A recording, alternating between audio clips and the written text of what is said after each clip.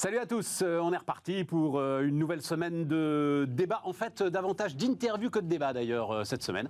C'est comme ça, voilà, donc c'est vrai que demain par exemple on parlera de la Chine et puis demain j'en dis un mot parce que c'est un entrepreneur qui vient nous voir assez régulièrement, Nicolas Duep, il a envie de faire de la télé en tant qu'animateur, Nicolas Duep, voilà, il n'a pas envie de faire de la télé en tant qu'animateur mais il a un projet, une idée.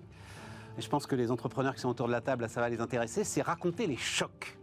Non pas les échecs, ça a été beaucoup fait et c'est une thématique, c'est-à-dire très très intéressante qui font porter, avec laquelle l'Europe a un peu de mal par rapport au monde anglo-saxon. Non, lui c'est vraiment des chocs terribles, comme lui il en a traversé un. Et comment est-ce qu'on arrive à organiser l'entreprise pendant qu'on se remet de ce choc ou pendant que l'entreprise elle-même se remet de ce choc. C'est très intéressant, vous verrez. Donc premier numéro de ces nouvelles interviews, ce sera demain. Mais là donc on va débattre de la situation économique et évidemment politique du jour. C'est parti, c'est Bismart.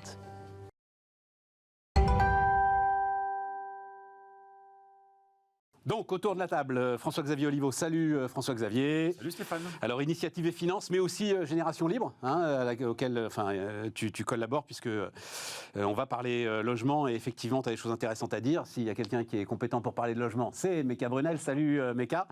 Bonjour. Bonjour, donc ancienne patronne notamment de Gessina, aujourd'hui administratrice. Guy Mamoumani. Salut Guy. Bonjour. J'en ai discuté avec Robin Rivaton d'ailleurs récemment, autre grand spécialiste de l'immobilier.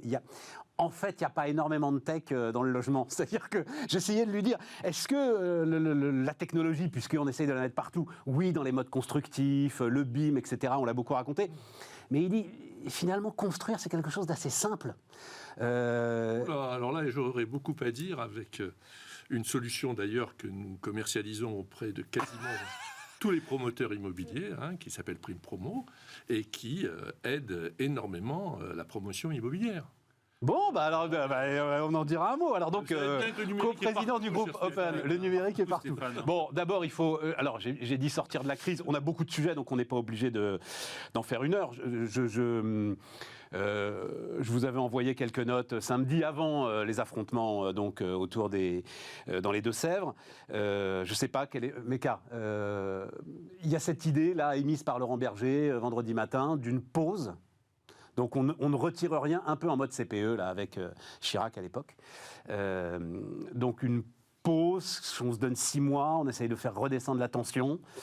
On travaille sur l'ensemble des éléments dont a lui-même parlé le président de la République, qualité de vie au travail, etc. Comment est-ce que tu vois les choses ? Plusieurs commentaires. Vas-y. La première chose qui me vient à la tête, c'est que c'est un sacré gâchis. C'est vraiment ce sentiment de gâchis et de rendez-vous manqué d'une manière générale, et je pense qu'on peut blâmer tout le monde là-dedans. Voilà. La deuxième idée, c'est que on ne peut pas parler de retraite si on ne parle pas de travail, ce que cela représente, ce que cela implique, ce que cela entraîne comme mode de fonctionnement et existence. Et on a passé un certain temps, en tant que dirigeant, on continue à parler de purpose, de sens. Eh bien, ce que cela représente d'une manière générale, et les deux choses sont totalement liées, ne sont pas déconnectées l'une de l'autre, à mon sens. Et la troisième chose, je pense que ne pas se parler, et surtout ne pas parler à ceux qui pensent le contraire, et le président de la République, pendant longtemps, l'a fait, en passant des heures. C'est un peu regrettable parce que ça permet au minimum de confronter les idées et au moins de comprendre sur quoi on n'est pas d'accord. Ouais, mais là, pour le coup, il le savait. On a eu un débat qui a été un débat pour moi beaucoup trop technocratique, et on a parlé beaucoup de comment et pas assez de pourquoi. Et les pourquoi changent tout le temps, et ça c'est dommage, et c'est une retraitée qui parle. Il a mis la charrue avant les bœufs quand tu dis il faut parler du travail. C'est-à-dire, là maintenant, il dit ouvrons des discussions sur le travail sous toutes ses formes. Il aurait fallu commencer par là. Regardons ce qui se passe. On parlait du numérique, mais le numérique va entraîner la détertiarisation au bénéfice des emplois à très haute valeur ajoutée et des emplois de services industriels et de proximité. Il faut savoir comment on organise la société autour de ça. Et l'immobilier, finalement, dans tout ça, n'est qu'un outil de travail, n'est qu'un outil au service d'eux. Et c'est un outil, le numérique aussi. Donc il faudra bien qu'on comprenne comment on positionne les choses et comment chacun peut trouver sa place. Et il y a des débats philosophiques autour de ça aujourd'hui, mais il fallait bien parler de cette notion de travail. Et on a parlé beaucoup de... Je dis qu'on n'a pas expliqué le pourquoi et souvent le comment. J'ai écouté comme citoyenne les débats et les explications qui étaient données. Les explications changeaient tous les jours. Et à un moment donné, il faut qu'on sache pourquoi on fait les choses. Et d'ailleurs, la gouvernance, d'une manière générale, y compris dans les entreprises, aujourd'hui, c'est beaucoup de comment et pas assez de pourquoi. Non, je crois que c'est le cœur du truc, c'est que en fait, le président ne sait pas pourquoi il fait cette réforme. Moi, c'est ma conviction depuis le début. Guy, comment est-ce que tu vois le truc? Mais maintenant, là, on appuie sur pause. Tu serais dans un conflit comme ça? Bon, alors, d'abord, il me semble que la dernière fois qu'on s'était vu, j'avais dit exactement que je craignais qu'on revoie la période CPE. Et c'est exactement la période gilet jaune, ce qu'on est en train de vivre. Bon, vrai, modulo quand même, pour revenir et pour abonder sur le numérique, déjà que le télétravail a quand même changé quand même pas mal de choses de ce point de vue-là. Mais alors, ce que vient de dire Mika... Oui, mais c'est ça qui... Je me permets juste un truc, Guy. C'est ça, en fait, qui, d'une certaine manière, crée le moment qu'on est en train de vivre. Parce qu'en fait, les grèves massive ne déstabilise plus la machine économique. Voilà. Oui, tout à fait. Et donc, il faut en venir à ce qu'on voit là. Mais enfin, ce qu'a dit Mika est quand même tout à fait fondamental. On vit quand même quelque chose d'incroyable parce que nous sommes en train de nous poser des questions sur la retraite, donc dans 30 ans, dans 40 ans pour les jeunes. Ça, au moment même où il y a l'avènement de GPT, de ChatGPT, de l'intelligence artificielle, qui va, mais ça c'est sûr, remettre en cause toutes les formes d'emploi. Donc il y a une sorte de décalage dans le sujet de réflexion que nous avons, c'est de se battre de cette manière-là si on travaille 1 an ou 2 ans de plus, alors qu'on ne sait même pas si on va travailler, comment on va travailler, avec quelle forme d'emploi. Et je crois que malheureusement, je trouve que le président de la République, qui connaît bien ces questions, aurait dû mettre ça sur la table, en disant nous vivons quelque chose d'incroyable actuellement. Bon, je ne cesse de répéter depuis des années. Écoute, Bill Gates l'a dit. Il dit j'ai 2 chocs dans ma vie. La première, alors interface graphique, c'est ça, c'est comme ça qu'on dit. Donc en 1980, quand on lui a fait la première démo d'interface graphique, et qui donnera à Windows. Et moi, je rajouterais l'avènement du smartphone, d'iPhone, avec... mais ça, il ne pouvait pas, ça. Ça, il ne pouvait pas. Ah oui, c'est quand même ça qui a Bill Gates ne peut pas dire que c'est Apple qui a... Voilà, moi, je mettrais plutôt l'avènement de l'iPhone avec Steve Jobs à un moment, donc il y a une vingtaine d'années, qui a été une rupture. 2008. Voilà, et 2007, maintenant, 2007. On est en train de revivre quelque chose du même niveau, mais qui aura un impact, c'est sûr, sur l'emploi.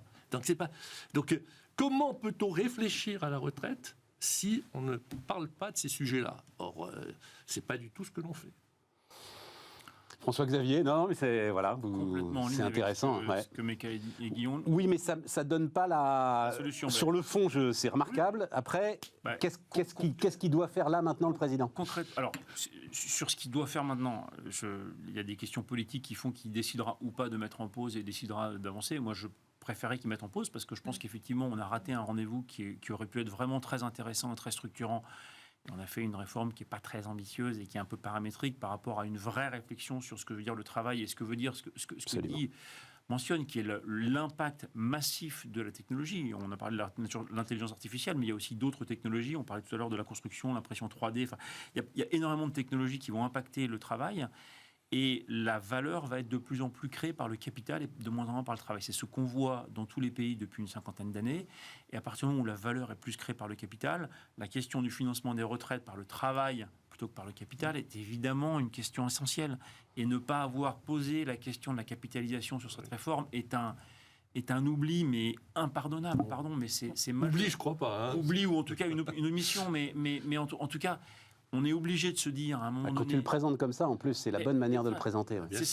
À partir du moment où c'est le capital qui crée la valeur, pourquoi est-ce qu'on essaie de continuer à financer les retraites, dont je rappelle quand même qu'elles ne sont plus financées par les cotisations depuis 1991 et depuis l'invention de la CSG par Michel Rocard. Donc on a en fait un système qui est en déficit depuis 30 ans, qui est aujourd'hui à 20% en déficit. Le taux, la part du financement... On a tous les chiffres en tête, François-Xavier. On ne sait pas vraiment parce que Non, mais avançons sur on en est où maintenant. L'idée de partir du fait que le système est équilibré oublie cette chose-là, qu'il est financé par l'impôt à 20%. Et donc, en fait, on est déjà dans un système où le travail ne finance plus la retraite. C'est déjà l'impôt qui le finance en partie. Pardon, impôt plus la dette. Impôt plus la dette, exactement. Oui, donc l'impôt plus la dette, absolument. Et donc, on est dans un système qui est complètement instable et qui ne peut que se dégrader parce que c'est le capital qui va créer la valeur. Et donc, à partir de ce moment-là, comment est-ce qu'on repense effectivement la trajectoire de la retraite et la question ne peut plus être posée de la même façon qu'elle l'a été en 1945 quand on a inventé ce système-là. C'est vraiment le moment de le remettre à plat et de remettre d'ailleurs dans la boucle beaucoup plus les partenaires sociaux, parce qu'au départ, ça reste un système de mutualisation entre partenaires sociaux, entre patronat et salariat, et l'État s'y est immiscé, à ses dépens, puisqu'il se retrouve en fait en première ligne sur un système qui aurait dû rester au niveau des partenaires sociaux. Et donc, effectivement, moi, je souhaiterais ou je rêverais de une mise en pause et une réouverture du débat sur la base de dire c'est quoi le travail demain, quelle est la part du capital et du travail dans le financement de la retraite, et comment est-ce qu'on remet au cœur de la discussion les partenaires sociaux, parce qu'en fait, ça va se passer beaucoup mieux si c'est eux qui prennent le lead là-dessus. On dit que c'est le plus dur pour les dirigeants de renoncer à un truc sur lequel ils se sont engagés.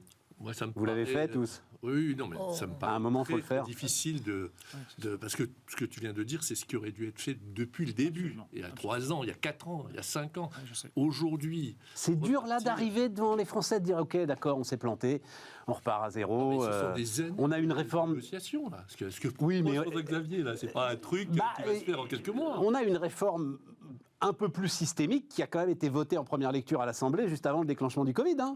Ouais. Elle est là, elle est prête, et celle-là, la CFDT l'avait signée. Oui. Il y a 2 autres aspects là-dedans. C'est que, pour revenir à la capitalisation, la France a un problème avec son système de pyramide de Ponzi, que le père Madoff avait mis en place, quelles conséquences qu'on a vues. Ça pose un problème, c'est que notre capital et notre dette n'est pas détenu par les Français. Ce qui, dans les retraites par capitalisation, dans beaucoup de pays, une grande partie de la dette est détenue par les habitants du pays d'une manière générale. Les Japonais tiennent depuis 30 ans parce qu'ils détiennent leur dette. Et je pense que nous avons à... C'est pour ça que je dis expliquer le pourquoi était important pour comprendre quel est l'intérêt de cela. Et le système de mutualisation est un système tout à fait vertueux. C'est vertueux parce que ça permet d'équilibrer les inégalités, d'effacer, etc., d'écréter.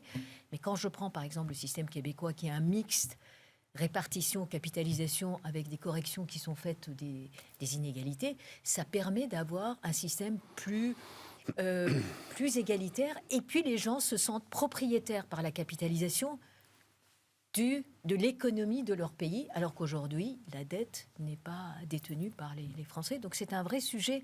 C'est un sujet qui est un sujet de fond dans la durée et dans la durabilité. Par ailleurs, si on veut raccrocher ça à l'immobilier, pardon de revenir à des sujets que je connais un peu. Bon, on va y aller sur l'immobilier, Mais pas tout de suite. Quand même, les biens immobiliers qui existent en France d'une manière générale, mais partout dans le monde, ont une valeur. Ah, ça. Cette valeur est détenue par qui, comment, et comment ce capital peut rémunérer et de quelle manière. Et il faut se poser cette question-là avant d'être ici aussi. Encore une fois, pour moi, on est beaucoup trop dans le comment, dans le yaka faucon. Ça avait été une tentative faite, c'était sous Sarkozy qu'il y avait eu cette tentative faite donc comment ça s'appelle, prêt hypothécaire. Oui. Je vends ma maison à la banque et la banque me verse une rente pour financer en partie ma dépendance, et quand je meurs, la maison appartient à la banque. Effectivement, c'est un problème pour les héritiers, mais il faut faire des choix, et ce choix-là me semblait intéressant, intelligent, sachant que les héritiers souvent d'ailleurs ont 60 ou 70 ans quand... Voilà, les parents disparaissent, donc... non, mais alors, juste un mot, parce qu'on ne va pas en passer une heure, mais il faut quand même marquer le coup sur la dette. Donc, puisque c'est demain matin que l'INSEE va sortir les comptes nationaux premier trimestre et va donc afficher pour la première fois une dette de plus de 3 000 milliards d'euros. On en est à 2 956, là, très exactement, au sens maastrichtien. Attention, c'est la comptabilité maastrichtienne. Voilà, je voulais juste le dire là, parce que... C'est électrochoc, non, peut-être pas en fait. Peut-être que ça change rien. C'est-à-dire qu'on pouvait se dire, tiens, là, c'est assez opportunément rappeler à tout le monde que quand même la mer monte. Ouais, je pense quand même que l'augmentation des taux d'intérêt va être un choc par rapport à cette dette, parce que jusqu'à présent c'était supportable. Si les taux d'intérêt continuent à grimper, on le voit. Mais là ils sont un peu redescendus là en fait. Hein. Ah oui, bah alors, malheureusement. C'est à voir. J'ai pas regardé ce matin, mais vendredi on était à 2,8 quoi. Ouais. Non, mais globalement il y a quand même une tendance. Oui. Et il n'y a qu'à voir sur l'impact sur les particuliers, puisque justement quand ils veulent acheter un logement maintenant, eh bien les capacités d'endettement sont très très réduites. Je pense que pour les États, ça va être la même chose, hein, et donc il y a un risque. Et puis la deuxième chose, c'est qu'il faut quand même se rappeler, je crois que c'est ce que vous avez dit tout à l'heure, qu'on a passé la Covid grâce à la dette, quoi. Hein, et je connais quelques autres pays qui ont littéralement crevé pendant la Covid, hein, d'un point de vue économique, hein, pour chacun des individus, chacun des travailleurs. C'était terrible. Là, la France, elle a vécu la Covid, on va dire, correctement, hein, mais grâce à la dette quand même. Hein, donc, il y a quand même une explication, en particulier. Oui, mais enfin, le problème, c'est qu'il y a toujours des bons moments pour s'endetter. Tu vois, voilà. Je suis d'accord. Il n'y a jamais de bons moments pour un budget à l'équilibre. Je suis d'accord. Je pense aussi que ce qui serait intéressant, c'est de ramener ce montant de la dette au montant du PIB, pour savoir de quoi on parle. Parce que, en fait, c'est un grand débat, ça, tu sais, Meka. Pourcentage. Alors, les Américains, c'est pas par rapport au PIB, c'est un plafond. Bah, oui, parce que tu compares un stock et un flux. Non, mais moi, tu as le droit, les jours de capital, enfin de working capital, c'est un stock influx aussi. Donc tu as le droit de comparer ça. Et puis, il faut le savoir, mais c'est pas illégitime. Il faut faire le bilan actif-passif, en fait, de savoir qu'est-ce qu'on met en face de cette dette. Moi, il y avait Et pardon, moi, ce qui m'intéresse, c'est de savoir quel est le budget global de fonctionnement. Et on parle tout le temps en relatif, il faudrait de temps en temps parler en grands chiffres. Mais je suis tout à fait d'accord avec ça. Qu'est-ce que, le passif du bilan de la France, tous les chefs d'entreprise le font, c'est combien? Et en face, qu'est-ce qu'on a comme actif? C'est ça le... Tu sais que Pébro l'avait fait, j'ai plus la date, 2007 peut-être, c'était... Oui. Ouais, voilà. Et donc, à l'époque, on était à 1000 milliards. C'est ça. Et en gros, le hors-bilan doublait, ça doit toujours être vrai, François-Xavier, hein, mais le hors-bilan doublait le montant de la dette. Donc là, maintenant, on est à 3000. Et donc, on doit être à 6000. Mais moi, il y a un rapprochement qui m'intéresse, mais qui intéresse aussi, je crois, dans les réflexions de la Commission européenne, c'est le service de ta dette, en gros, combien elle te coûte, comparé au rendement des impôts. Voilà, c'est combien tu as d'argent pour payer. Et là, tu te retrouves avec quelque chose que je crois chacun pourrait comprendre. Voilà. Et donc, on est 45 milliards à peu près, 400 milliards, un peu moins de 400 milliards budget de l'État. Bon, bah, tu te rends compte que tu vas être assez vite. Le seul service de ta dette, c'est 10% des ressources de l'État. Il y a quelque chose de pertinent. Un mot là-dessus, François-Xavier ? Sur le hors-bilan, juste pour compléter, on parlait des retraites, mais le hors-bilan des retraites... oui, non, mais c'est ça. C'est en mettant les retraites, en mettant la dette des entreprises publiques, en mettant... Enfin, voilà, il y a tout ça. Si c'était une entreprise, ce serait catastrophique. Ce serait déjà... Ça serait déjà arrêté. Ce ne serait pas si catastrophique que ça, parce que l'entreprise aurait eu ce compte... Elle aurait dû s'ajuster. En réalité, le problème, c'est que justement, il y a une absence de contre-pouvoir. Non, c'est surtout l'État à l'éternité pour lui. Et en fait, depuis quand en fait? Il a été arrêté pour lui depuis le 15 août 1971, qui est le moment où les États-Unis sortent du système de Bretton Woods, et le moment où on dit on va finalement créer de la monnaie différemment. On arrête de s'indexer sur l'or et on dit on va créer de la monnaie par la dette. L'économie, elle appelle de la création monétaire. Elle crée de la richesse en permanence, elle fait baisser les prix, et en face, tu dois créer de la monnaie. À partir du moment où tu crées de la monnaie et que ton instrument de création, c'est de la dette, tu es absolument condamné à augmenter la dette. Au bout d'un moment, tu as endetté les ménages au taquet, tu as endetté les entreprises au taquet, il te reste qui? Il te reste l'État. Et donc l'État, tu vas tellement l'endetter que tu vas même lui dire que s'il ne prend pas assez vite ta dette, tu vas lui faire des taux d'intérêt négatifs, tu finances ton canal de l'histoire. Oui, François-Xavier, mais le problème, c'est... Et d'ailleurs, on l'a bien vu pendant la Covid. Pourquoi est-ce que ça s'est si bien passé pendant la Covid? Parce que tout le monde faisait la même chose. Mais bien sûr. Il ne faut pas être le dernier de la classe. Ce que je te dis, c'est que... Et là, on est le dernier de la classe. C'est que le problème de la dette, c'est avant tout un problème de création monétaire. Oui. Dès que Non, tu non, n'auras mais- pas tant que tu ne changes pas ta façon de créer la monnaie, Ça, c'est la thématique générale. Ouais. On va dire, il pleut. C'est la thématique générale. Ouais. Certains ont un parapluie plus grand que d'autres. Voilà. Et il se trouve que nous, on a le plus petit. Il se trouve que Oui. même aujourd'hui, la situation de l'Italie et de l'endettement de l'Italie est en fait oui. meilleure que le nôtre, Oui. Oui. parce que l'Italie a un solde primaire positif. Après, c'est toute la Budgétaire question de savoir positif. si, Voilà. si la Banque Centrale Européenne peut laisser la France tomber ou Non. combien de temps elle peut la laisser tenir. Je pense que Oui, là-dessus, et je le déplore, la France est un peu too big to fail. Oui. Et je le déplore, Oui. parce qu'effectivement, tu te retrouves avec un État qui a un pouvoir discrétionnaire monumental de distribuer sans avoir de contrepartie, sans avoir de frein. Et sans limite. Donc je le regrette. Petite question. Non, il y a beaucoup de choses, Meka. Et alors, question. Alors là, vous deux, qui avait dirigé les entreprises cotées. J'ai oublié tout à l'heure d'en sortir de la crise parce que c'est un truc qui m'intéresse et j'arrive pas à avoir d'avis sur les rachats d'actions. Ah. Vous pensez quoi du rachat d'actions? Bon, d'abord, c'est un sujet que je connais très bien. Ah. Pour l'avoir pratiqué. Pour l'avoir pratiqué. Comme ça, spontanément, je me dis c'est mal, moi. Oui, non, mais je suis contre. Je l'ai pratiqué, mais je dis je suis contre. Alors pourquoi tu l'as pratiqué? Alors, pourquoi je l'ai pratiqué? C'est-à-dire que, et c'est d'ailleurs la raison qui fait que Open est sorti de bourse au bout du compte, c'est que notre valorisation était tellement basse que nous nous retrouvions dans une situation où nous avions du cash, parce qu'on se portait bien, on générait du cash, on faisait de la croissance, et je payais n'importe quelle acquisition 2-3 fois plus cher que de racheter mes propres titres. Donc à un moment, avec mes associés, on s'est dit, le meilleur rachat qu'on puisse faire, c'est nos propres titres. Mais il n'en reste pas moins. Et c'est là, pour ça que je dis que je suis contre, c'est que c'est une absurdité économique, en fait, oui. parce que c'est de la réduction de capital, et c'est vraiment, il faut avoir une situation vraiment très, très particulière pour pouvoir utiliser cet outil. Ce qui n'est pas le cas en général, hein. C'est une façon indirecte de redonner du dividende, quoi, hein. Mais je trouve que c'est quand même absurde, quand on a du cash, de n'avoir rien d'autre à faire que d'aller racheter ses propres titres. Pourquoi ne pas investir? Pourquoi ne pas trouver de nouveaux Parce que la produits? rentabilité de l'investissement est inférieure à la rentabilité d'un rachat d'actions, exactement pour toi. Non, mais c'est toujours pareil. Donc c'est vraiment un calcul financier Voilà, à court c'est terme. un calcul financier et qui nous a conduit, objectivement, c'est ça, c'est à sortir de bourse. Voilà, c'est ça. Parce qu'on s'est dit finalement, si c'est ça la bourse, c'est utiliser son argent à racheter ses propres titres. Non, on va sortir de bourse et on va l'utiliser de façon beaucoup plus industrielle. Meka? Moi, j'ai pratiqué aussi. J'ai pratiqué 2 fois. La première fois, c'était au moment où j'arrivais à la tête de Gecina et ça permettait de donner un gage aux actionnaires et de repartir parce que j'avais des projets derrière et que ça permettait de repartir. Donc, ça donnait un coup de souffle, un peu de confiance au marché pour pouvoir faire une acquisition importante derrière, etc. Et augmenter. La deuxième fois, franchement, un coup d'épée dans l'eau. Je trouve qu'effectivement, et pour les mêmes raisons d'ailleurs, on a fait du rachat d'actions en disant on ne peut rien acheter sur le marché qui soit aussi rentable que notre propre entreprise qu'on connaît bien en fait. Hein. Bon.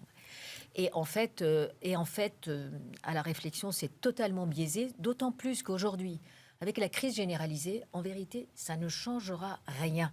Donc c'est juste Tu veux dire à la valorisation boursière de la boîte? valorisation boursière. Ouais. Je n'y crois pas du tout. Aujourd'hui, avec Ouais. cette crise généralisée, c'est pas simplement un secteur, un machin, un projet, etc.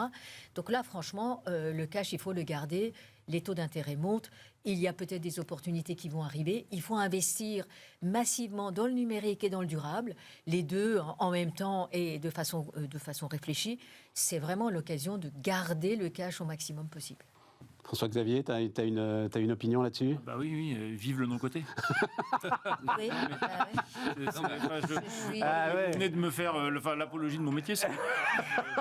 Oui, je n'avais pas pensé. Honnêtement, voilà, un actionnaire de long terme qui est là pour 5-6 ans et qui va t'aider à mettre en place effectivement des investissements. Ouais, C'est-à-dire que la bourse devrait être autre chose que ça. D'ailleurs, je l'ai vécu ici aussi. Absolument. J'ai vécu une période, d'ailleurs j'étais le président de Middle Next, et je défendais bec et ongle la cotation. Et je le dis souvent, le groupe Open ne serait pas devenu ce qu'il est devenu, c'est-à-dire une des premières ESN françaises, sans la bourse.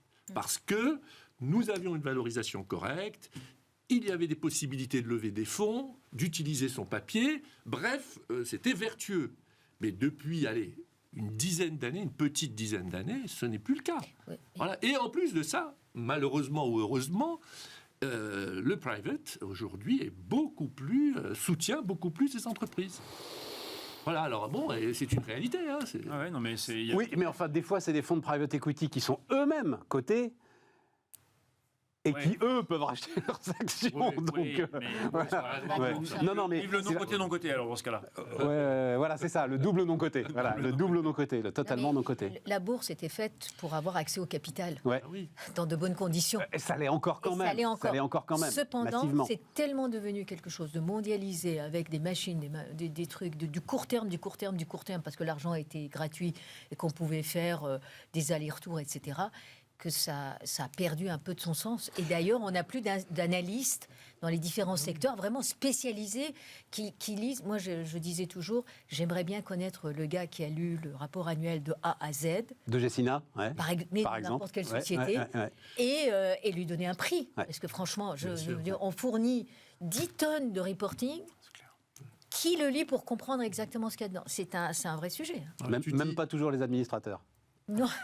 Non, mais tu dis que la bourse joue encore son rôle, pas pour les PME, pas pour les small caps. C'est ça le problème. Ouais. Il n'y a pas de discussion concernant le CAC 40 et les grosses entreprises. Là, ce dont nous parlons, c'est sur les small caps.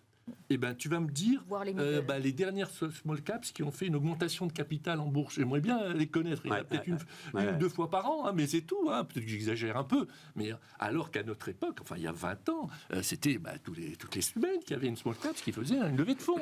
Donc là, il n'y a plus cette utilité. J'aimerais connaître les small caps qui achètent en utilisant leur papier. Il y en a très très peu. Donc c'est ça le problème. Bien. Non, et puis c'est vrai que quand on veut défendre le système actuel, les entreprises, les grandes entreprises, l'une des plus emblématiques, en l'occurrence Total, j'avoue que Dieu sait l'admiration que j'ai pour cette entreprise et pour Pouyanné, mais quand les enjeux qu'on va décrire qui sont devant nous sur la transition énergétique, se dire que Total rachète ses actions, tu te dis, il y a un truc qui merde, quoi. Ouais, Ils investissent aussi dans la transition énergétique. Oui, mais quelques... Tu sais, non, mais je suis d'accord avec toi. Il y a un truc qui est devenu pas clair à un moment. Fondamentalement d'accord avec toi. Allez, on marque une pause.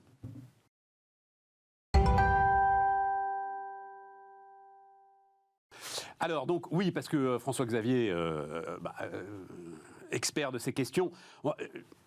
L'idée n'est pas de refaire le rapport du GIEC, hein, évidemment. Mais enfin, quand j'ai vu, on va peut-être revoir d'ailleurs la une des Échos, parce que c'est notamment les Échos qui avaient choisi ce titre, j'ai furieusement pensé à toi, à ton bouquin, à l'optimisme que tu portes envers et contre tout. Je ne sais pas, je ne veux pas qu'on y passe non plus une demi-heure. Est-ce qu'il y a des éléments là-dessus qui t'ont marqué dans le message envoyé par le GIEC, et est-ce que ça peut être là aussi peut-être un changement dans la façon dont on aborde le sujet? Oui, moi, ce qui m'a frappé, alors le rapport du GIEC qui est sorti, en fait, est une synthèse de 6 rapports précédents. C'est ça, on a vu tout ça, absolument. Il n'y a pas de nouveau sur le contenu, et je pense que ce qui est intéressant, c'est comment est-ce qu'ils ont communiqué dessus. Et moi, ce qui m'a beaucoup plu, c'est que la communication a été d'abord sur les solutions. Ouais, voilà. Et c'est ça qui est vraiment intéressant. Ils ne sont plus dans une logique d'alarmisme en disant, les gars, la planète se réchauffe et les conséquences seront considérables. Ils le disent, bien sûr, en long, en large et en travers, notamment dans les groupes de travaux 1 et 2 qui font le diagnostic et les conséquences. Mais surtout, ils insistent beaucoup sur le fait qu'il y a un grand nombre de solutions qui sont en place, sur le fait qu'il y a une accélération qui s'est faite. Tu me qualifies d'optimiste et tu as raison. Mais Lee Sung, le président du GIEC, dans le communiqué de presse qu'il a fait en avril 2022 sur le groupe de travail numéro 3 qui était sur la solution, utilise le terme optimiste. Les mesures prises dans différents pays me rendent optimiste. Et c'est effectivement pas un qualificatif qu'on associe beaucoup au réchauffement climatique. Non, pas trop. Je te le confirme. On est d'accord, j'ai un peu cherché dans les médias, je le trouve pas très fréquemment. Hein, même dans notre état d'esprit, si tu veux tout savoir. Oui, voilà, à part le tien. Mais encore une fois, il ne s'agit pas du tout de nier l'importance du sujet et la vitesse à laquelle le réchauffement s'accélère, qui est assez considérable et qui peut être très angoissante et qui est très angoissante. En revanche, le GIEC insiste sur cette autre accélération qui est beaucoup moins constatée que l'accélération du réchauffement climatique, qui est l'accélération des solutions. Et là, il y a un nombre de choses qui sont en train de se passer, mais absolument incroyables. Il souligne d'ailleurs, le rapport souligne la baisse des prix considérable du photovoltaïque, des batteries, de l'éolien, d'un certain nombre de technologies décarbonées. Et en fait, il y a beaucoup de domaines dans lesquels ces technologies sont de plus en plus accessibles. Et donc, le GIEC fournit tous les éléments pour construire. Et quand tu fais les calculs pour traduire du mauvais anglais, quand tu fais les maths du rythme actuel de construction, du rythme actuel de progrès de ces technologies, est-ce qu'il y a quand même un moment d'urgence? C'est-à-dire c'est très très bien de se dire tout est là en 2050, mais on a compris qu'il serait trop tard. Quand tu fais il faut que tout soit là dans quoi, 3-4 ans quoi. Oui, en fait, alors ça c'est aussi... Et c'est là où tu te dis, c'est aussi l'une des choses qui avait été soulignée ou reprise par la presse lors du lancement du groupe de travail 3 des solutions, qui était on n'a plus que 3 ans pour agir. C'est ces fameux jours là que les jeunes gens et le GIEC a corrigé ça. Il a dit c'est pas comme ça qu'il faut lire le rapport, il faut le lire sur le fait qu'il faut agir le plus vite possible, mais que tout ne s'arrête pas en 2025. Au contraire, d'ailleurs, tout continue après 2025. Tu me posais la question du rythme. Quelques exemples, on double de capacité solaire installée tous les 3 ans. La capacité installée double tous les 3 ans. Depuis depuis une décennie. Donc on va beaucoup plus vite en fait que ce qu'on avait prévu. Mais est-ce que c'est suffisant comme rythme? C'est un rythme qui est quand même... c'est un rythme... Si ça continue à doubler tous les 3 ans, oui, c'est suffisant, bien sûr. Oui, c'est bien sûr. C'est exponentiel en plus, doubler tous les 3 ans. Exactement. Monsieur le prof de maths. Absolument. Et donc effectivement, c'est les cases du jeu d'échecs. C'est les cases du jeu d'échecs. Absolument. C'est le truc super connu qui fait qu'en fait, en réalité... Mais on n'a pas 64 ans. Non, on n'a pas 64 ans, mais doubler tous les 3 ans, c'est à peu près... Voilà, c'est pas la retraite, c'est les 64 cases du jeu d'échecs. Tu fais un x10 tous les 10 ans, un x20 tous les 20 ans, un x100 tous les 20 ans. Ouais. Donc c'est quand même pas l'épaisseur du trait. C'est un vrai changement, c'est un bouleversement de modèle. Certes. Et c'est pas, par exemple, le rapport RTE, qui est tout à fait remarquable par ailleurs, suppose une division par 2 du coût du photovoltaïque en 30 ans. Si tu extrapoles la tendance réelle, c'est une division par 1000. D'accord, ça c'est la tendance réelle sous les 30 ans, c'est division par 1000. Et donc, un effondrement total du coût du photovoltaïque. Et c'est la tendance actuelle, c'est division par 10 tous les 10 ans. Photovoltaïque et batterie, c'est la tendance depuis plusieurs décennies. Donc c'est ça sur lequel le GIEC insiste. Un autre exemple, on a souvent parlé du véhicule électrique. Le véhicule électrique aujourd'hui représente 13% des ventes de voitures dans le monde. Ils sont à 25% en Chine, on est très en retard par rapport à la Chine là-dessus. C'était 2% il y a 3 ans. 2 à 13%. Et là, on arrive sur les goulets d'étranglement, François-Xavier, c'est-à-dire sur les goulets d'étranglement, terres rares, etc.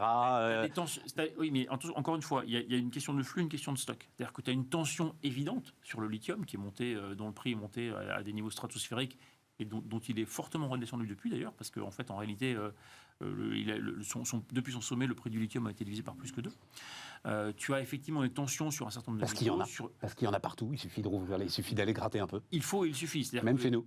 Il y en a effectivement partout. C'est pas pour ça que c'est clé en main et que tu tournes la clé et qu'il y en a qui sort. Il faut mettre en place effectivement de l'exploitation des saumures, des sols, etc. Enfin, il y a des vrais investissements à mettre en place, mais il n'y a pas de rareté, il n'y a pas de manque structurel. D'accord ? C'est une question de flux, c'est-à-dire de mise en place d'un système d'exploitation. C'est des questions de conditions d'exploitation, parce qu'effectivement, il y a des externalités négatives très fortes de l'exploitation minière. Donc ça veut dire qu'il faut que ce soit fait avec des conditions sociales et environnementales qui soient contrôlées. Et ça veut dire que les grands donneurs d'ordre doivent aussi le contrôler, mais ils commencent à le faire. Donc effectivement, tu as des questions sur le lithium, sur le cobalt, sur le nickel, sur quelques terres rares, notamment le néodyme. Donc tu as effectivement quelques sujets, mais encore une fois, c'est des questions de mise en route et d'adaptation. Et par ailleurs, ça aussi sur la demande. C'est-à-dire que on parle du lithium, tu commences à avoir des chimies de batterie, notamment au sodium-ion, notamment au métal air, qui sont des chimies qui sont alternatives, qui s'appuient sur des composants beaucoup plus fréquents et qui arrivent beaucoup plus vite que ce qu'on pense sur le marché. En réalité, le message du GIEC, c'est cette révolution technologique, cette révolution de l'innovation, elle accélère aussi. Et donc, on a une course contre la montre entre un changement climatique qui accélère et une révolution technologique qui accélère. Et donc l'enjeu, c'est d'aller plus vite sur la partie techno et sur la partie innovation et changement des comportements également que sur la partie réchauffement climatique. Alors, il me ça fait du bien quand même. Oui, il me renvoie la balle. Non, mais ça fait du bien. Voilà, ça fait du bien. Cette révolution, que j'appelle numérique, mais qu'on pourrait élargir, et dont on voit à chaque fois les externalités négatives en disant que ça consomme du CO2, ça produit des gaz à effet de serre, etc., et qu'on oublie les externalités positives que tu viens de décrire, mais il y en a comme ça des centaines, des milliers. Moi, je suis en train d'investir là dans une start-up qui fait de la détection de fuites d'eau. Donc, alors on se bagarre là sur ces bassines et autres, alors qu'on peut faire d'énormes économies grâce à la révolution numérique, encore une fois, et à l'intelligence artificielle. Et donc, justement, c'est intéressant que le GIEC, pour une fois, mette en évidence que le problème, qui est maintenant un consensus, je crois, incontestable, peut être traité grâce au progrès et grâce à cette révolution technologique. Et malheureusement, moi je peux le dire, puisque j'ai été confronté, quand j'ai écrit mon bouquin sur justement cette transformation numérique, à une agressivité, vous savez, ce fameux solutionnisme. Non, mais on n'est pas solutionniste. On dit juste qu'il y a des possibilités de ne pas rester passif, et comme dit Bergson, que notre avenir ne sera pas ce qui va arriver, mais ce que nous en ferons. Alors au travail, et je crois que là c'est très bien, parce que pour une fois, j'entends que, il y a des solutions, et c'est pas du solutionnisme que de le dire. Et au travail, c'est le message du GIEC. C'est vraiment. Allons-y, maintenant, il faut y aller, et il faut y aller sur la technologie, sur l'innovation, sur les politiques publiques. Il faut y aller. Alors, moi, je vais rebondir sur ce qui vient, pas mieux. D'abord, j'ai lu rapidement, pas la totalité, mais la synthèse du rapport du GIEC, et je ne peux pas dire qu'il soit optimiste. Effectivement, c'est dans la continuité, mais pendant longtemps, ils ont dit qu'il y avait un problème. Moi, ça me rappelle, vous êtes trop jeunes tous, le trou dans la couche d'ozone. Où pendant un certain temps, franchement, le problème, c'était pas le CO2, c'était l'oxygène, et on n'allait plus pouvoir respirer, et on n'avait plus cette protection. Exact. Et à un moment donné, il y a eu une bascule, une prise de conscience, puis des solutions qui étaient des solutions techniques, mais néanmoins qui a fait que collectivement, y compris législativement, on est passé à autre chose. D'abord, il y a deux choses. Mais Cage, parce que je l'entends beaucoup, ça, c'était pas une transformation fondamentale mais c'était pas... de notre vie. Non, mais d'accord. Or là, c'est une transformation fondamentale de notre vie. Évidemment, c'est un cran plus loin. Mais on a aussi des outils qui sont un cran plus loin.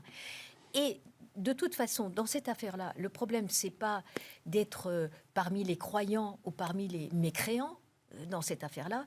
Il suffit d'avoir le pari de Pascal, c'est-à-dire d'avoir la foi. Bien sûr, mais la foi entraîne le doute. Non, mais ça, je crois qu'il y a plus d'élévation. Non, mais je crois que ça, et c'est pour ça d'ailleurs que le GIEC, c'est pour ça que le GIEC peut se permettre maintenant de parler des solutions, parce que je pense que, comme tu le dis, à petit, le constat c'est unanime maintenant. C'est qu'il y a eu une prise de conscience. Tout le monde s'est mis à travailler ensemble pendant très longtemps. Moi, qui suis ingénieur de formation, il fallait surtout pas être ingénieur. Il fallait faire des tableaux Excel et faire des TRI et puis faire des cost killing. Et on voit le retour des ingénieurs, des techniciens, des gens qui réfléchissent. Et donc, on a mis en place, par exemple, à l'UVD, les actions collectives qu'on a lancées. On a lancé une action collective qui a été initiée, c'est pas nous qui l'avons lancée, on a juste encouragé par un groupe de travail autour de Celsius Énergie et de Schlumberger, Air Nouvelle, etc., BRGM, qui est la géothermie de surface. On en a parlé la dernière fois, largement, Meka. Ça fait partie des choses qui sont... C'est comme la détection des fuites. Ça permet de trouver des solutions qui, les petites gouttes, font les grandes rivières. Oui, mais alors tu vois... Et pardon, dernier point. Certes, il y a les matières rares. Je vais prendre exprès ce mot matière et pas terre. Eh bien, il y a des matières rares, mais il y a une matière qui est quand même assez répandue, puisqu'il y a 8 milliards de matières grises. Utilisons-la. Et ça serait bien de pouvoir l'exploiter. Bien sûr. En fait, moi, la question que je me pose, je pense que tout le monde se pose, mais la réponse, elle est que valent nos actions individuelles ? Et la géothermie, j'ai vu, on en a parlé tous très très largement, c'est un truc qui va se développer, mais petit à petit, sur 20 ans, sur 30 ans, sur 40 ans, et puis c'est des choix. Non, oui, ça peut aller plus vite, mais ça va être des choix individuels que vont faire... Merci Poutine. Que valent nos actions individuelles face à... l'année dernière, 1000 milliards de subventions versées aux énergies fossiles, les 90 centrales à charbon qui vont démarrer en Chine dans les mois qui viennent. C'est là, en fait, où je... Non, mais là, on ne parle pas d'action individuelle. On ne parle pas de... C'est big time. Plutôt, c'est plutôt collectif. Oui, les industriels. Action individuelle, action des entreprises, action des États, action publique, fiscalité environnementale... Impossible. Pourquoi ? Fiscalité environnementale. Impossible. Mais il y a au moins 30 taxes environnementales en France, déjà. Oui, déjà. Mais c'est impossible de passer à une échelle... Non, mais... La seule question qui se pose, c'est quel est le fléchage ? Non, mais François-Xavier, on disait, c'est Total qui rachète ses actions, sorte d'impasse, alors qu'on est sur ces enjeux. Si tu as un prix du carbone ne serait-ce qu'imposé financièrement aux entreprises, etc. Ah là, sans doute que Total rachète plus du tout ses actions, parce que l'ensemble de ces investissements... Ils l'ont. C'est le cas. Ils ont un prix du carbone interne. Mais non, le système ETS, c'est un système qui a un prix du carbone externalisé. Non, on est visiblement pas assez puissant pour manger les investissements de Total et pour qu'ils préfèrent racheter ses actions. Il y a un paquet d'investissements qui sont poussés par le prix du carbone externalisé. Un paquet dans le ciment, dans l'acier, etc. Bien sûr que si. Bien sûr que si. Attends, la mutation qui est en train de se passer dans le tissu économique et qui est liée à la transition environnementale, elle est monumentale. Elle est à bas bruit, mais elle est monumentale. Enfin, je veux dire, et nous, on rencontre régulièrement un certain nombre de dirigeants de TI et de PME. Je peux te dire que c'est vraiment un sujet qui est en haut de l'échelle. Attends, parce que moi, je veux tirer les choses au clair là-dessus. Moi aussi, je rencontre pas mal de dirigeants qui me disent on est dans un brouillard et dans un flou total. On ne sait absolument pas aujourd'hui si les crédits carbone, par exemple, qu'on nous distribue pour, tu parlais des cimentiers ou pour faire des briques, etc., on les aura encore dans 2 ans ou dans 3 ans. Donc, la seule solution pour eux, c'est la paralysie, en fait. Et tu rajoutes là-dessus l'immense point d'interrogation énergétique autour de comment sera considéré le nucléaire, si je commence déjà à investir sur des sources d'hydrogène qui seront plus ou moins décarbonées, comment est-ce que ce sera considéré? Bref, cet immense point d'interrogation aujourd'hui bloque les investissements massifs. Moi, c'est ce que j'entends. C'est tout à fait exact. Et à contrario, il y a des entreprises qui utilisent ces aides massives pour transformer leur business. Prenons les ciments Vicat. Ils ont complètement transformé leur business utilisant ce temps-là. Et finalement, de cette crise, comme de toute crise, va sortir ceux qui ont été des acteurs, et ceux qui ont été paralysés. Et je ne dis pas que c'est ça, c'est très compliqué. Mais regarde ce qu'on a fait avec EcoWatt. Finalement, on a baissé notre consommation, alors effectivement l'hiver était peut-être plus ou moins doux, quoique, de 10% d'une année sur l'autre, même pas mal. On a continué à vivre, à prendre la voiture, à voyager, etc. Donc, il y a de la marge de manœuvre et ces transformations se font... Enfin, en tout cas, moi, je vois que c'est très compliqué. Mais il y a une telle prise de conscience transgénérationnelle, transclasse sociale, etc., que petit à petit, les choses vont bouger. Il ne faut pas avoir des laissés pour compte. En revanche... Je suis d'accord avec Meka. La stratégie, c'est compliqué.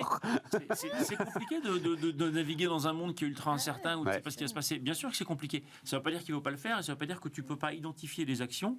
Si tu fais des actions d'éco-conception d'un produit et qui te permettent de baisser le coût de ton produit, tu ne vas pas te planter. Oui, mais quand le sujet, on en parlait autour de cette table il y a 2 jours, avec le président d'Engie, c'est de décarboner le site d'Arcelor à Dunkerque, tu as besoin d'avoir des décisions claires sur savoir si l'hydrogène que tu vas envoyer pour décarboner, il va être considéré comme vert ou pas vert. Voilà. Et là, il y a urgence. Mais il y a des technologies qui sont beaucoup plus difficiles. Honnêtement, l'hydrogène, Non, je voulais pas rentrer un débat là-dessus. Mais c'est juste ces investissements-là qui feront vraiment la différence. Ils sont aujourd'hui... Le problème aussi, c'est que de façon technocratique, on décide que machin est vert et l'autre est jaune. Exactement. Et il faut faire le contraire. Il faut encourager les initiatives, faire des retours sur expérience, avoir le droit à l'erreur et après légiférer. Il faut le faire à l'envers. Pardon. C'est tellement complexe que c'est itératif et donc effectivement, je suis complètement d'accord avec Meka. Il faut avancer et justement, tu as des sujets qui sont pas clairs parce que tu sais pas très bien comment va se positionner l'État. Plus ça dépend, c'est dépendant d'une subvention de l'État. Plus tu dois être prudent en tant que dirigeant d'entreprise parce qu'effectivement, ça vient. On l'a vu par exemple sur le photovoltaïque en 2010, subvention puis subvention, et donc tu as des entreprises qui sont nées et qui sont effondrées immédiatement après. Donc plus ça dépend d'une subvention de l'État, plus il faut faire attention. Mais aujourd'hui, il y a énormément de leviers qui sont des leviers qui ont leur propre rendement, ou en tout cas une rentabilité qui est à 20, 30, 40 euros la tonne, ce qui n'est pas très cher, de carbone, pardon. Et donc tu as beaucoup de choses que les entreprises peuvent faire dès maintenant, soit avec un gain pour leur rentabilité, soit avec un coût extrêmement limité, et c'est là-dessus qu'il faut... Bien. On a raison d'interdire TikTok dans la fonction publique, Guy. Cette histoire m'étonne énormément, moi. Ah non, c'est pas étonnant, puisque on a la préoccupation de la souveraineté, de la sécurité de nos données depuis pas mal de temps, comme tu le sais. Mais TikTok, t'échanges pas les codes nucléaires sur TikTok. Ah non, mais... Alors, bon... C'est un peu plus compliqué que ça. On n'a pas besoin... C'est pour ça que je te pose la question. Oui. On n'a pas besoin d'avoir les codes nucléaires pour autant être préoccupé par la propriété de ces données et que n'importe qui puisse les utiliser à mauvais escient. On l'a vécu avec l'affaire Facebook Cambridge Analytica. Il n'y avait pas les codes nucléaires. Et pourtant, c'est révoltant. hein. Donc il y a un vrai problème de souveraineté, mais en même temps, et c'est le sujet qui, moi, me préoccupe à chaque fois, c'est que fait-on ? Est-ce qu'on va arrêter d'utiliser tous ces outils qui dépendent d'une l'Amérique, quand même, souveraineté ou d'une autre, hein ? C'est super intéressant, d'ailleurs, Ah oui, les auditions aux États-Unis. En gros, de ce que j'ai compris, c'est qu'ils pensent que la Chine est en train d'organiser une guerre de l'opium à l'envers. Oui. C'est-à-dire qu'on accuse, l'accusation principale, c'est de dire TikTok incite les jeunes Américains à se droguer. Non, mais ça, pour moi, je n'y crois absolument pas. Ah ben moi, ça me semblait, c'est la première fois que je voyais un argument qui Oui, non, mais m'intéresse. c'est un argument. Non, là, Non, c'était intéressant en plus. On arrive à une vraie confrontation de soft power, finalement, Ouais. entre les États-Unis d'un côté avec leurs réseaux sociaux et de l'autre côté la Chine qui a eu le mérite pour elle d'avoir créé des alternatives. Je vous rappelle que malheureusement en France, en Europe, on n'a pas encore réussi à créer ces alternatives. Donc là, maintenant, il y a une guerre avec des prétextes plus ou moins fallacieux comme celui-là. Hein. Moi, je ne crois pas une seconde à ça. Non, c'est juste, est-ce que je laisse mes concitoyens travailler, utiliser des outils sur lesquels les données, qui sont une richesse inestimable, sont récupérées par mon adversaire, j'allais dire mon ennemi, mon adversaire. Ça pose d'ailleurs un problème pour nous, Européens, qui n'avons une alternative, justement, ni par rapport aux États-Unis, ni par rapport à la Chine, ce qui est très grave et sur lequel il faut travailler aussi, hein, pour créer un environnement qui permette de développer des solutions.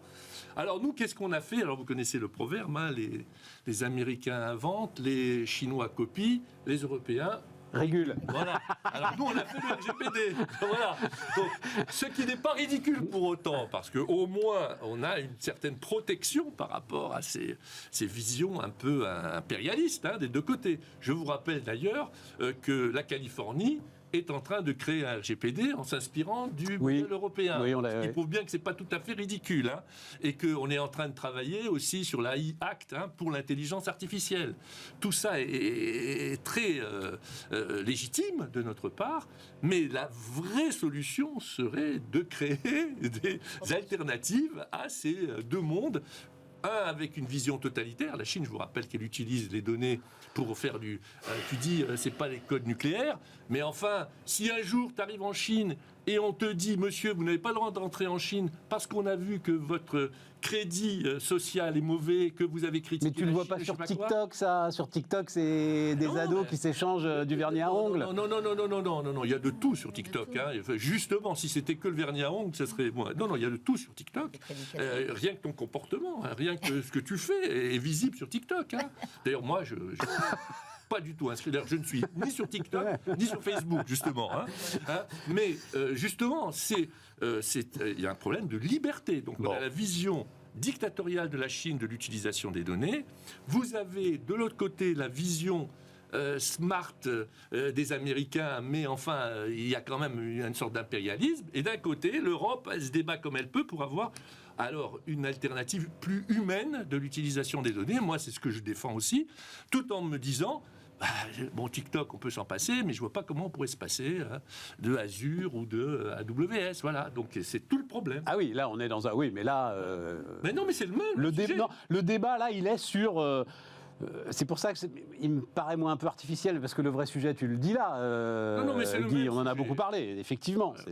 Ça reste c'est le cloud. Sujet. C'est une question de souveraineté. C'est pourquoi est-ce que des données qui sont produites par un citoyen français puissent être revendues par un Chinois à je ne sais qui ou un Américain à je ne sais qui ? Cette question, elle est fondamentale. Y compris des données de santé. Alors, non, parce que si... Non, mais je le rajoute, il faut juste se protéger. Méka, tu as un mot là-dessus. Non, mais... Parce que nos chers marteaux-piqueurs nous rappellent qu'il faut qu'on parle un peu d'immobilier quand même. Juste un mot pour dire que... Rapproche-toi un peu du micro, parce que... Les Chinois ont limité le temps d'accès aux réseaux sociaux. Aux jeunes, aux adolescents, etc., pour qu'il ait le droit à la déconnexion. Donc moi, je trouve que finalement, il faudrait peut-être qu'il y ait dans ce Cloud Act à l'européenne, que j'appelle de mes voeux, une espèce de limitation, un droit à la déconnexion pour tout le monde et pas simplement le gouvernement et les fonctionnaires. Oui, mais là, tu rentres dans un... Parce qu'on en a parlé aussi la semaine dernière, c'est très intéressant. Il y a un projet de loi qui est à l'Assemblée et qui, en fait... interdit l'ensemble de ces applications aux moins de 15 ans, sauf autorisation des parents. La question, c'est comment tu vérifies l'identité. Eh oui. Et là, tu rentres dans un débat qu'on a eu qui est absolument passionnant sur l'identité numérique. Là, Guy est là. Voilà, l'identité numérique, la biométrie, tous ces éléments-là Il y a quand qui même te font rentrer dans un monde à force de vouloir complexe. tout interdire, là, Ouais.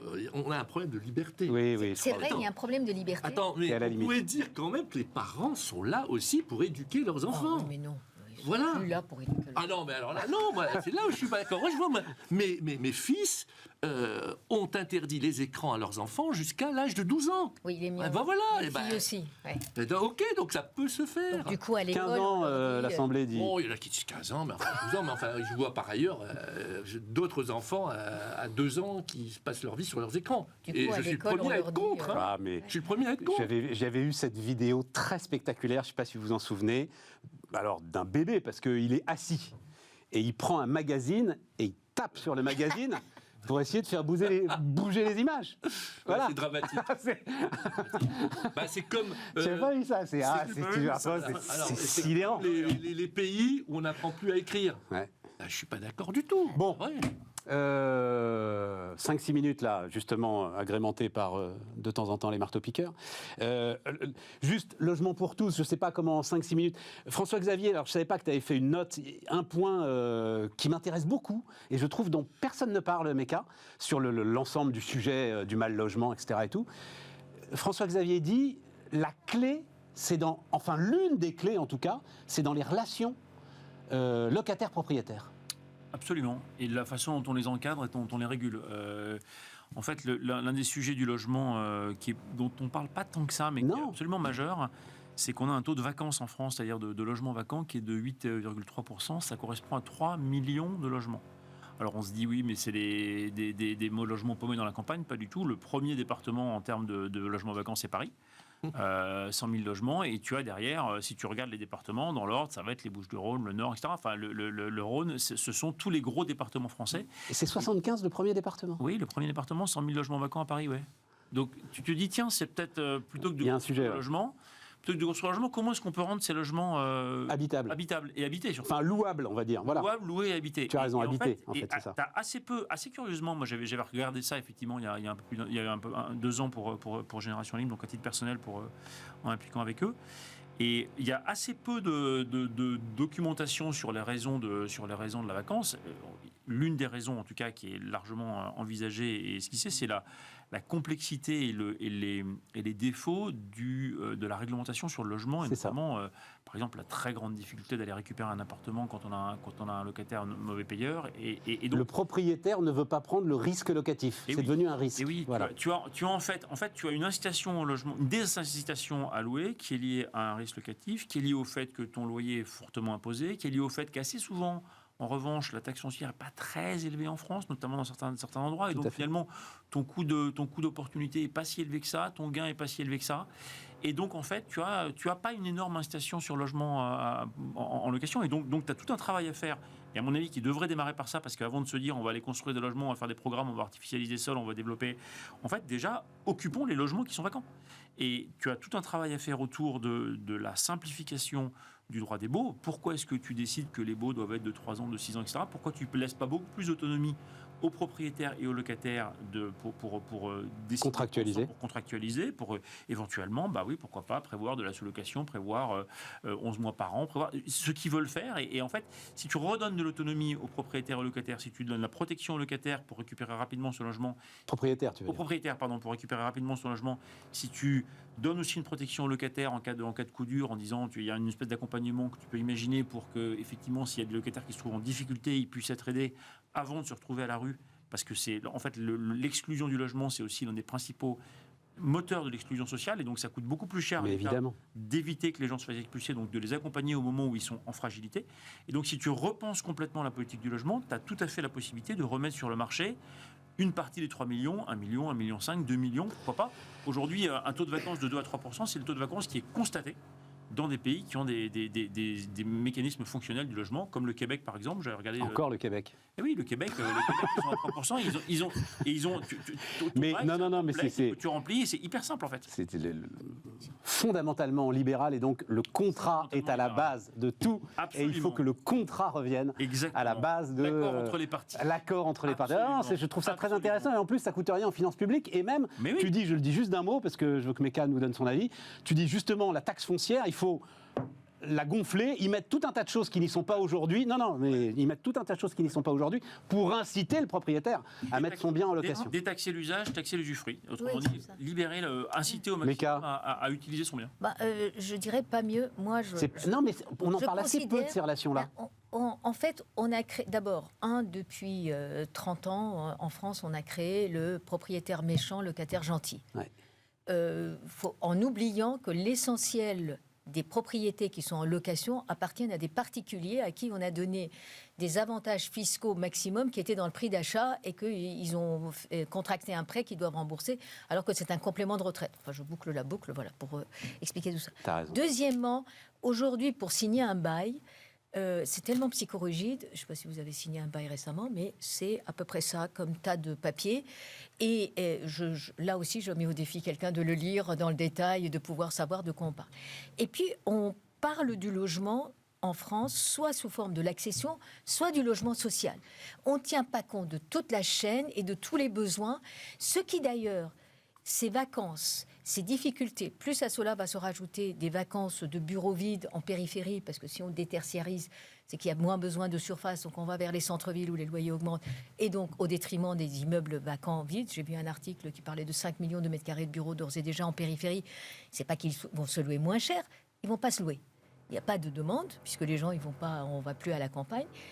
Eh bien, quand on met tout ça les uns contre les autres, il ne faut surtout pas artificialiser, on n'a pas besoin, l'étalement urbain, on n'en a pas besoin, et il vaut mieux l'utiliser parce que contrairement à ce qu'on pense, ça fait augmenter les loyers, et c'est l'effet inverse de celui recherché. En fait, ça met la pression sur le prix, puisque le marché n'est pas fluide.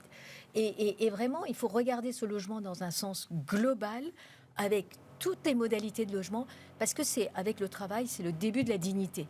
Le fait de dire, j'ai la clé de chez moi, et que je suis considérée. Et il ne s'agit pas simplement de faire de la charité. Non, mais en plus, comme tu le dis très justement, entre l'accession à la propriété et le logement social, il y a l'ensemble des locataires, quoi, et notamment des jeunes qui se lancent dans la vie, enfin tout un tas de choses. La colocation, mais tout ça est d'une psychorigidité qui, d'ailleurs, c'est l'application des règles et des formes. Un logiciel de location immobilière, c'est un truc d'une complexité exceptionnelle. Par ailleurs, je pense qu'il faudrait qu'en matière de réglementation, on aille vers une réglementation par immeuble et pas par destination dans l'immeuble.